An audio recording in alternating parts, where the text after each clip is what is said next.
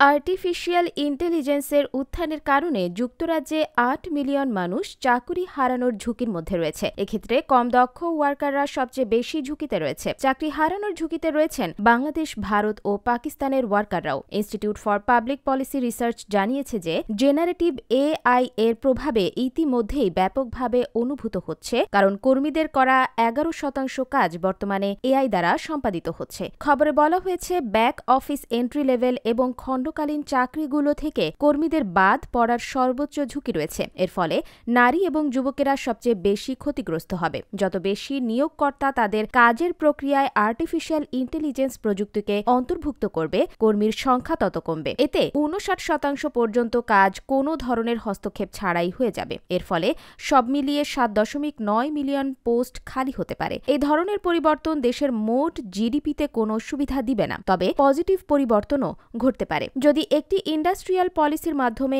AI টেকনোলজিতে transformation কার্যকরভাবে পরিচালিত হয়, তাহলে নতুন নতুন বিনিয়োগের দ্বারা উন্মোচিত হবে। এর ফলে জিডিপিতে 13% এর মতো অর্থনৈতিক উন্নতি ঘটতে পারে, যার পরিমাণ হবে প্রায় 306 বিলিয়ন পাউন্ড। ব্রিটিশ সরকার এখনও এআই এর উত্থানের লক্ষ্যে বিশেষ কোনো আইন চালু করতে পারেনি, তবে গত মাসে নতুন এআই রিসার্চ সেন্টারগুলোতে 90 মিলিয়ন পাউন্ডের বেশি ব্যয় করার পরিকল্পনা ঘোষণা করেছে সরকার। হেয়ার সার্ভিস, কেমিস্ট্রি এবং ম্যাথমেটিক্সের মতো সেক্টরে এআই প্রয়োগের উপায় বের করা হবে। অর্থনীতিবিদ কার্স্টেইন জং জানিয়েছেন যে ইতিমধ্যেই বিদ্যমান জেনারেটিভ এআই বড় বড় লেবার মার্কেটে ব্যাঘাত ঘটাতে পারে। এটি অর্থনৈতিক প্রবৃদ্ধিকে ব্যাপকভাবে বৃদ্ধি করতে পারে। এআই মানব সভ্যতার জন্য একটি গেম চেঞ্জার হয়ে উঠতে পারে। অনেক সংস্থা ইতিমধ্যেই এতে বিনিয়োগ করেছে। এই বিনিয়োগ সামনের দিনে আরও বাড়বে। আগামী 5 বছর এআই এর ব্যাপক ট্রান্সফরমেশন হবে, তাই যারা যত দ্রুত আর্টিফিশিয়াল ইন্টেলিজেন্সের সাথে নিজেদেরকে অ্যাডাপ্ট করে নেবে, তারা তত দ্রুত এগিয়ে যাবে। বাংলাদেশ থেকে ব্রিটেন আসা একজন ওয়ার্কার বলেন, যেভাবে